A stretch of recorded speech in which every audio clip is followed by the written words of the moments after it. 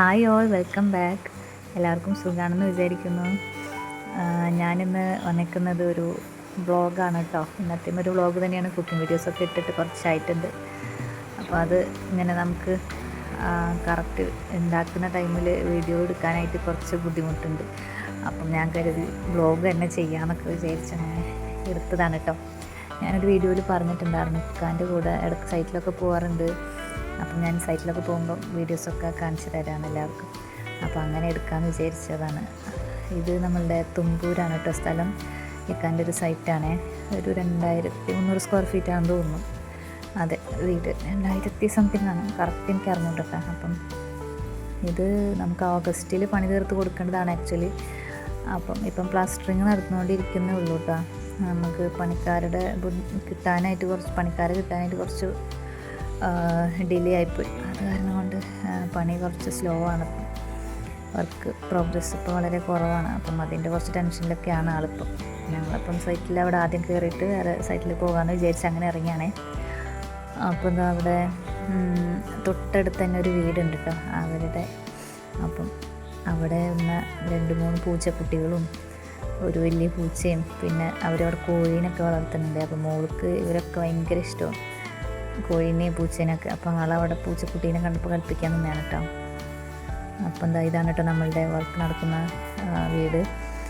Plastering അകത്തും പുറത്തും ഏറെക്കുറെ കഴിഞ്ഞിട്ടുണ്ട്. അകത്ത് ഒരു കോട്ടിയാടുണ്ട്, അതിൻ്റെ അകത്തും തേക്കാനുണ്ട്. പിന്നെ ഫ്രണ്ട് എലിവേഷനും കൂടി ചെയ്യാൻ ഉള്ളൂ. ഏറെക്കുറെ കംപ്ലീറ്റ് ആയിട്ടുണ്ട് നമ്മുടെ വർക്ക്, പ്ലാസ്റ്ററിങ് വർക്ക്. ഇനിയിപ്പോൾ ഉള്ളത് ഫ്ലോർ കോൺക്രീറ്റിംഗ് ആണ്.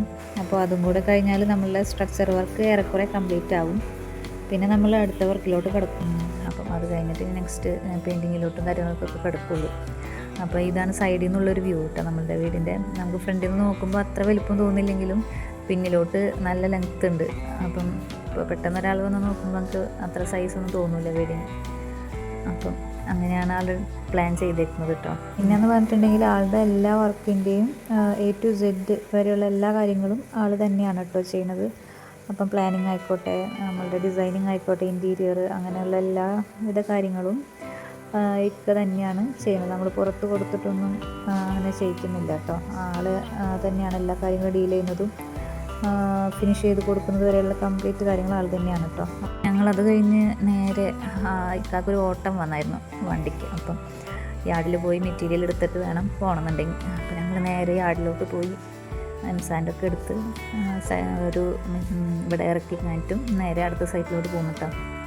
ഇതിവിടെ ഇരിഞ്ഞാലോടെ ഉള്ളൊരു വീടാണ് കേട്ടോ. ഇതെന്ന് പറഞ്ഞിട്ടുണ്ടെങ്കിൽ അവർ സ്ട്രക്ചർ വർക്ക് ഓൾറെഡി കംപ്ലീറ്റഡ് ആയിരുന്നു കേട്ടോ. നമുക്ക് ഈ വർക്ക് കിട്ടുമ്പോൾ, അതായത് തറപണി തൊട്ടിട്ട് നമ്മളുടെ തേക്കൽ വരെ, പ്ലാസ്റ്ററിങ് തേപ്പ് പണി വരെയുള്ള ഫുള്ള് പണികളും ചെയ്ത് കഴിഞ്ഞ ശേഷമാണ് ഈ വർക്ക് നമ്മളുടെ അടുത്തേക്ക് വരുന്നത് കേട്ടോ. ഈ വർക്ക് ചെയ്തിട്ടുള്ളത് സ്ട്രക്ചർ വർക്ക് കംപ്ലീറ്റ് ആയിട്ട് അവർ ചെയ്യിപ്പിച്ചേക്കണത് കോഴിക്കോടുള്ളൊരു എൻജിനീയറാണ് ചെയ്ത് കൊടുത്തത്. പക്ഷേ അത് ആ വർക്ക് ഒന്നും ഫിനിഷിംഗ് അല്ല, അതായത് ഫിനിഷിംഗ് അല്ല, ക്വാളിറ്റി വളരെ കുറവാണ്. അവർ ചെയ്തേക്കുന്നതിൽ ഒരുപാട് അപാകതകൾ വന്നിട്ടുണ്ട്.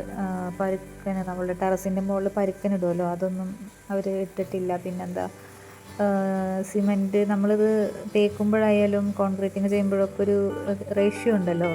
അപ്പം അതിൽ അവർ കറക്റ്റ് റേഷ്യോ പാലിക്കാത്തത് കൊണ്ടായിരിക്കാം നമ്മളിങ്ങനെ ചുമരുമലൊക്കെ തൊടുമ്പോൾ കറക്റ്റ് അറിയാൻ പറ്റും.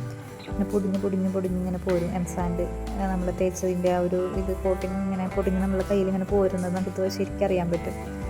അപ്പം അതുകൊണ്ടാണ് ഈ സംഭവം അവർ പിന്നീടുള്ള വർക്ക് അവരെ തന്നെ കണ്ടിന്യൂ ചെയ്യാണ്ട് അവർ വേറെ ഒരു എൻജിനീയറിനെ ഏൽപ്പിക്കാമെന്ന് കരുതി അങ്ങനെ ഞങ്ങളുടെ അടുത്തേക്ക് വന്നു. അങ്ങനെ അവർക്ക് നമ്മുടെ കയ്യിൽ വന്നതിന് ശേഷം പിന്നീട് ചെയ്ത വർക്കുകളാണ് ഈ പറഞ്ഞ പോലെ മുകളിൽ, അതായത് ടെറസിൽ പരിക്കനിടലും, പിന്നെ കുറേ സ്ഥലത്ത് ഇങ്ങനെ ഈർപ്പം നിന്നിട്ടുള്ള പ്രശ്നമൊക്കെ ഉണ്ടായിരുന്നു. അതായത് ചാന്ത് ഇടുമല്ലോ പരിക്കൊക്കെ കഴിയുമ്പം.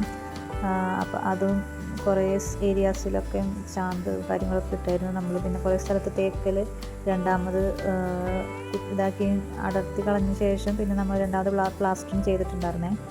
അപ്പോൾ എന്താ അടുത്ത് ഇനി പിന്നെ പറയുന്നത് വർക്കിൻ്റെ കാര്യം സംസാരിച്ചുകൊണ്ടിരുന്നെങ്കിൽ അത് ഇങ്ങനെ ബോറടിക്കും ഭയങ്കരമായിട്ട്. അപ്പോൾ നമുക്ക് അത് കഴിഞ്ഞ് ചായ കുടിക്കാമെന്ന് വിചാരിച്ച് അങ്ങനെ പോയതാണ്. ചായ കുടിക്കാനായിട്ട് നമ്മുടെ അവിടുന്ന് ആ സൈറ്റിൽ നിന്ന് തിരിച്ച് പോരുന്ന വഴി തുമ്പൂരല്ല, ഒരു പുല്ലൂരെന്ന് പറഞ്ഞിട്ടൊരു സ്ഥലമുണ്ട്. അപ്പം അവിടെ ഒരു നല്ലൊരു പാടമൊക്കെ ഉള്ളൊരു ഏരിയ കണ്ടായിരുന്നു. അവൻ്റെ അടുത്ത് തന്നെ ഒരു ടീ ഷോപ്പൊക്കെ ഉണ്ട്. അപ്പോൾ അവിടെ കയറി ചായയൊക്കെ കുടിച്ചിട്ടാണ് പോയത്.